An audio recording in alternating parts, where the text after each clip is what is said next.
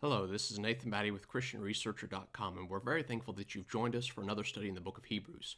Last week we finished off in Hebrews chapter 6, verse 12, and so today we're going to pick up in verse 13 and go down through the end of the chapter. But we need to back up just a step. Verse 11 and 12 kind of creates a bridge that bridges the gap between the shift in subjects. He has just been encouraging them and warning them, encouraging and warning them throughout the end of chapter 5 and through the first half of chapter 6. And now he's going to motivate them to look forward into the future and to rely upon the promises of God. Thus he says, verse 11, "And we desire that each one of you show the same diligence to the full assurance of hope until the end, that you do not become sluggish, but imitate those who through faith and patience inherit the promises." Don't become lackadaisical in your Christian life. Don't become sluggish like you have been showing signs of being, chapter 5. But place your sight on hope, the hope that lies before you, and the promises that God has given. And I want to underline in verse 11, he says, each one of you.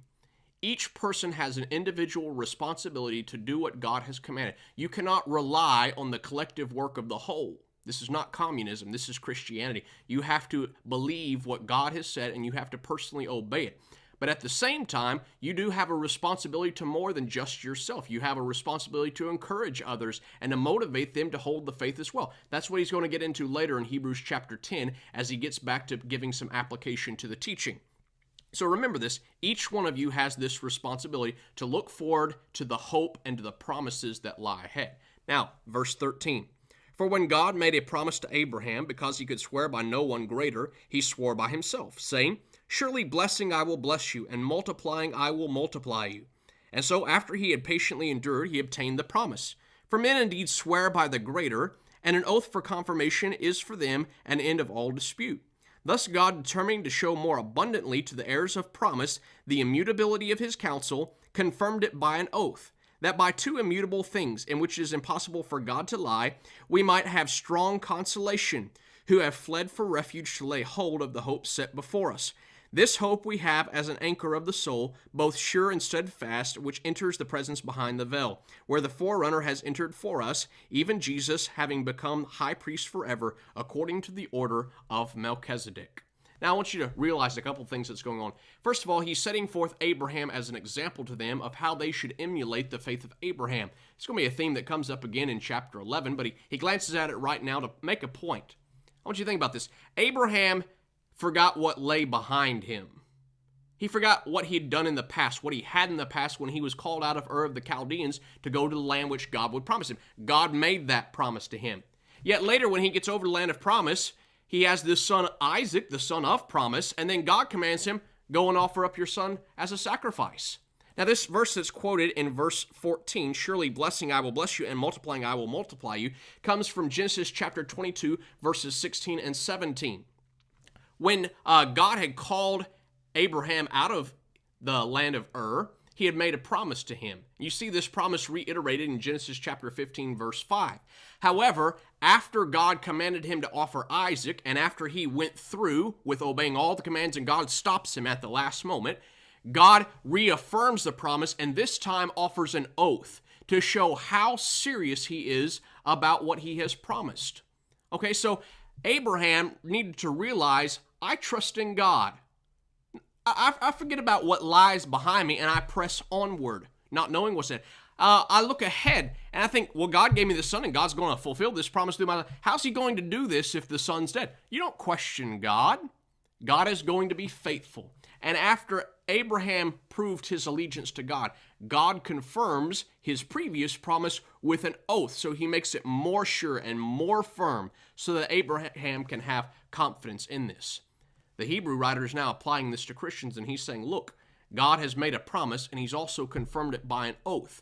Therefore, hold on to what God has promised, what he has given you. He's not going to go back on his word. It's impossible for God to lie. If God said he will do it, he will do it. Now take courage and take faith in that. The point that we need to realize is that faith is based upon God. And it demands that we obey God, whatever he commands to do, no matter how bad things look ahead of us. We have confidence in our Father in heaven. He gets into that at the end of this chapter in verse 19. This hope we have as an anchor of the soul, both sure and steadfast, and which enters the presence behind the veil. When you see the word hope in the New Testament, in most situations, you need to think resurrection. The resurrection of Jesus Christ is the hope of the Christians, 1 Corinthians chapter 15. Because Christ went behind the veil, because he entered into heaven, because he took the sacrifice of his own blood before God's throne and offered it on our behalf, we have hope and assurance.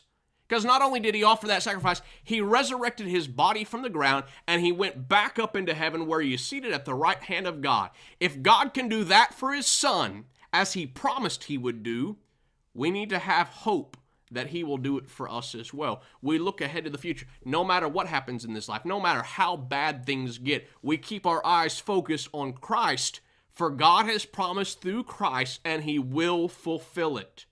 Do not doubt God. I like the term that it uses here. He says we have hope as an anchor of the soul. When the waves of life come and they beat upon the Christian, when the storm grows dark and the ship is tossed to and fro, the anchor holds us steadfast, the hope of the resurrection that Christ proved by going behind the veil. Hold on to your anchor of faith. There's a song that we often sing. We have an anchor that keeps us strong, steadfast and sure while the billows roll, anchored strong and fast to the rock that cannot move. That's what we're talking about in this chapter. The anchor, we are anchored to the rock Christ Jesus, through the hope of the resurrection. No matter what happens in life, take faith, take comfort in God. We thank you for following along to this study, as this concludes chapter 6 and brings us to the halfway point. Just in brief review, chapter 5 through the first half of chapter 6, you have a rebuke, then some encouragement, a very strong warning, and then some warm encouragement, and then a motivation. Keep your eyes focused on the faith. Lord willing, beginning next week, we'll go through verses 1 through 10 in chapter 7. At the end of our text today, he says, he is a high priest forever according to the order of Melchizedek. If you'll recall, he introduced this theme of Jesus being a priest like Melchizedek in chapter 5 before he took this segue of rebuke and encouragement. Now he's reintroduced it, and in chapter 7, he's going to explain it in greater detail. We look forward to studying that with you next week. Tune back in as we'll study another portion in the book of Hebrews. Thanks, God bless, and be sure to check out our website, www.christianresearcher.com. Thanks, have a wonderful day.